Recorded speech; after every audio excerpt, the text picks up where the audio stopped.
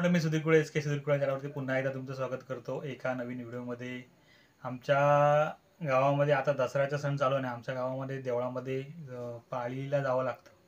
तर त्या पाळीमध्ये आमचा निल्या दादा म्हणजे आमच्या चुलत भावाचा मुलगा, त्याचा मामा, त्यांनी खास त्यांना भजन म्हणण्यासाठी बोलवलं। पाले गावातून, आमच्या शेजारचं गाव आहे, तिथून बोलवलं होतं। सर्व हौशी मंडळी, लहान मुलं वगैरे, कोंडावरून आमचा पदादादासुद्धा नेहमी असतो माझ्यासोबत, तो सुद्धा आलाय।